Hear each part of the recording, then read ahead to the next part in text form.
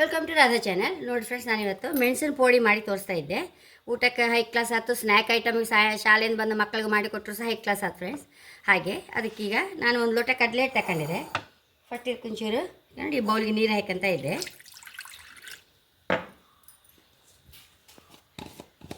ಒಂಚೂರು ಓಮ, ಒಂಚೂರು ಉಪ್ಪು,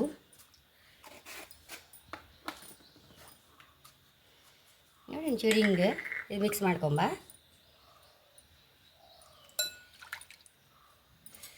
ಫ್ರೆಂಡ್ಸ್, ಈ ಕಡಲೆ ಹಿಟ್ಟು ಹಾಕೊಂಬ ಇದಕ್ಕೆ.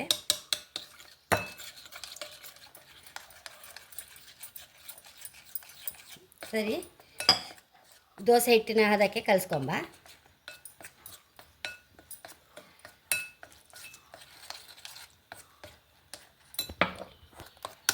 ಈ ಹದಕ್ಕೆ ಕಲಸಿಟ್ಕೊಂಬ.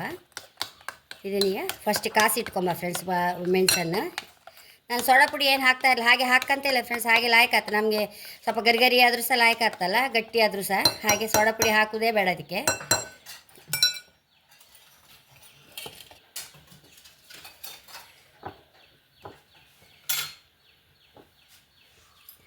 ಎಣ್ಣೆ ಕಾದಿದೆ, ಹಾಕೊಂಬ.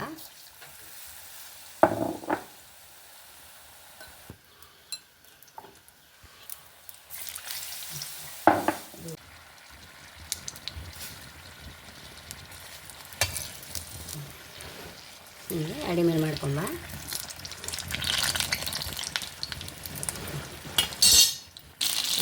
ರೋಸ್ಟ್ ಆಯ್ತು ನೋಡಿ, ಸರಿ ರೋಸ್ಟ್ ಆದ್ಕೂಳೆ ತಗೊಂಡಿದೆ.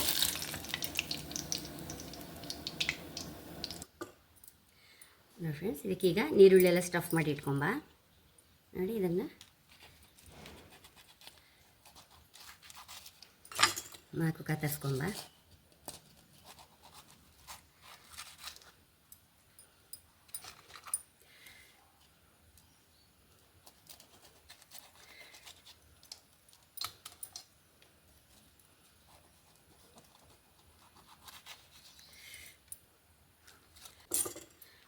ಫಸ್ಟ್ ಆತು ಇಂದಿಟ್ಟಿದ್ದವರೆಗೂ ಉಪ್ಪು ಹಚ್ಕೊಂಡು ಬಿಡುವ.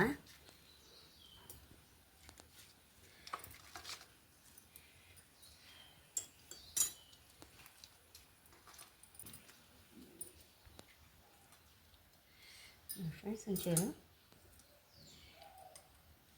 ಮೆಣಸಿನ ಹುಡಿ ಸಹ ಹಾಕೊಂಡ್ಬಿಡುವ.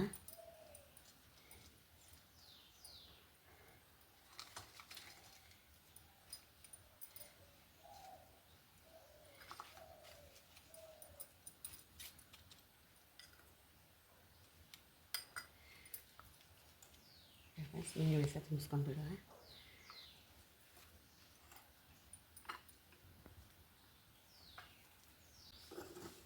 ಫ್ರೆಂಡ್ಸ್, ಎಲ್ಲ ಕೊತ್ತಂಬರಿ ಸೊಪ್ಪು ಒಂಚೂರು ಹಾಕೊಂಡ್ಬಿಡುವ.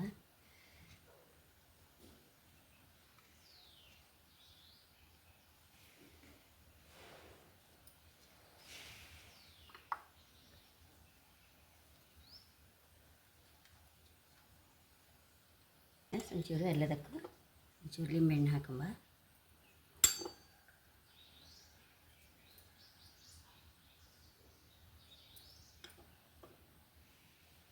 ನೋಡಿ, ಎಷ್ಟೋ ಸಿಂಪಲ್, ಹಾಗೆ ಎಷ್ಟೋ ರುಚಿಯಾದ, ಬಾಯಿಗೆ ರುಚಿ ಕೊಡುವ ಸ್ಟಫ್ಡ್ ಮೆಣಸು ರೆಡಿಯಾಗಿದೆ. ತಿನ್ನೋಕ್ಕೂ ರೆಡಿಯಾಗಿದೆ.